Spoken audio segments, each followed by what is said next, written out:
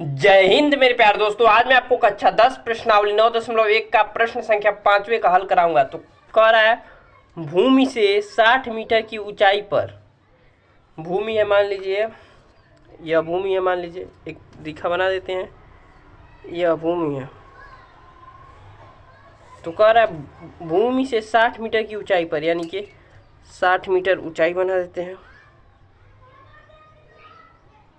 60 metre ऊंचाई, तेरा 60 metre ऊंचाई।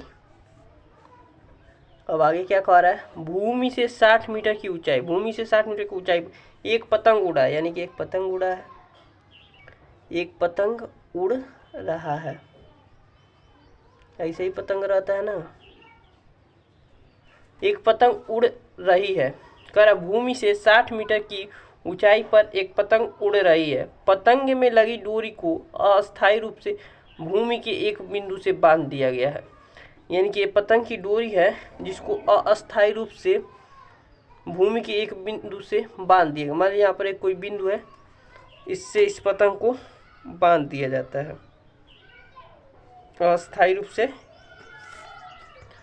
भूमि के एक बिंदु से बांध दिया। भूमि के साथ, यानी भूमि के साथ डोरी का झुकाव, यानी ये डोरी का झुकाव 60 है, यानी कि कोण दे दिया दृष्टि रेखा और क्षैतिज रेखा का उन्नयन कोण दे दिया हमें पास 60 दे दिया। यह मानकर कि डोरी में कोई ढील नहीं, जो ये डोरी है इसमें कोई ढील नहीं है। डोरी की लंबाई ज्ञात करनी है, यानी कि इस डोरी की लंबाई ज्ञात करनी है। मान लेते हैं इसे L।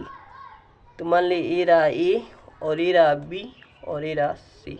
एक बार और आपको समझा देते, उसके बाद हल करते। कर अब भूमि से, मान लीजिए भूमि बना लिया हमने, 60 मीटर की ऊंचाई पर, 60 मीटर की ऊंचाई पर एक पतंग उड़ रही है। एक पतंग हमने बना दिया जो उड़ रही है।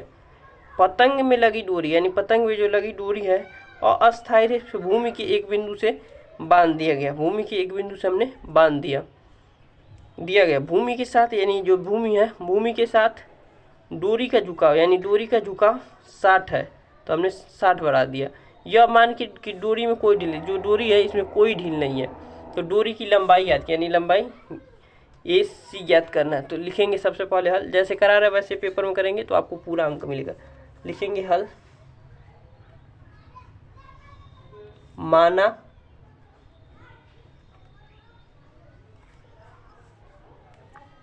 डोरी की लंबाई क्या है, AC बराबर L मीटर मान लिया, L मीटर मान लिया, L मीटर है और AC ज्ञात करना है। अब देखिए हमें क्या दिया है, लंब दिया है। लंब, कोण के सामने क्या होता है, लंब, और समकोण के सामने होता है कर्ण। कोण के सामने होता है लंब और समकोण के सामने होता है लंब। तो लंब दिया और क्या दिया, कर्ण दिया। लंब दिया और कर्ण दिया, लंब दिया और कर्ण दिया। लंब और कर्ण का संबंध क्या होता है, लंब और कर्ण का संबंध क्या होता है, लंब और कर्ण का संबंध क्या होता है, तो साइन थीटा बराबर क्या होता है, लंब बटा कर्ण। साइन थीटा बराबर क्या होता है, लंब बटा कर्ण। तो लिखेंगे त्रिभुज ABC में, त्रिभुज ABC में, ABC में, त्रिभुज ABC में साइन थीटा बराबर क्या होता है, साइन थीटा बराबर होता है लंब बटा में कर्ण। लंब हमारे पास AB है और AB की वैल्यू दे दिया हमारे पास 60, और कर्ण हमारे पास AC है जिसका वैल्यू दिया L, ये ज्ञात करना है, और थीटा का मान दिया है 60। तो चलिए रखते हैं। तो थीटा का मान दे दिया है 60 और लंब दे दिया है हमारे पास AB और कर्ण दे दिया है AC। अब देखिए मान भरते हैं। साइन 60 का मान होता है, साइन 60 का मान होता है कर्ण 3/2। साइन 60 का मान होता है कर्ण 3/2।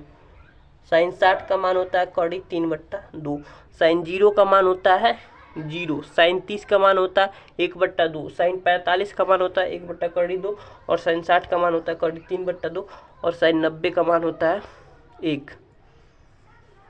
अब AB का मान हमारे पास क्या है 60 और AC का मान है एल। अब देखिए यहाँ तिर्यक गुणा कर देंगे तो यहाँ से आ जाएगा एल बराबर, गुणा करेंगे तो ये एल यहाँ आ जाएगा और 3 एल की जगह चले, एल यहाँ चला जाएगा और √3 इसके जगह पर आ जाएगा। और तिर्यक गुणा करें तो 60 दूना के 120 हो जाएगा, 120 हो गया, 60 दूना के 120 हो गया।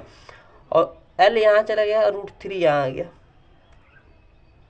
अब देखिए कभी भी नीचे रूट नहीं रहता है तो क्या कर देंगे, ऊपर नीचे √3 से मल्टीप्लाई कर देंगे, यानी कि गुणा कर देंगे। तो यहाँ से एल का मान आ जाएगा हमारे पास, √3 में √3 का गुणा होता है तो हमेशा हम आपको बताया 3 हो जाता है।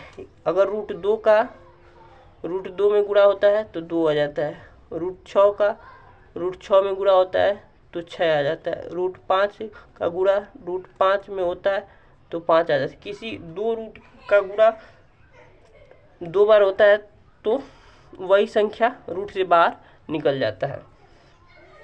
तो देखिए गुणा करेंगे तो यहाँ से 120 √3 × 3 और एल 3 × 3 3 चौको 12 तो आ जाएगा 40। तो हमारा आंसर आ जाएगा 40 √3, यही हमारा आंसर है। तो लिखेंगे अतः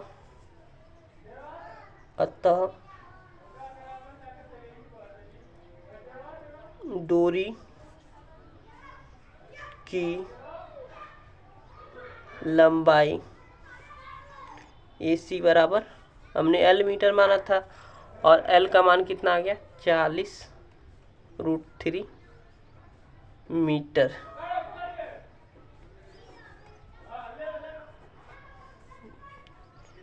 मुझे आशा है कि आपको समझ में आ गया था होगा। बहुत ही आसान क्वेश्चन था और बहुत आसानी से हमने और बहुत मज़े से हल कर दिया।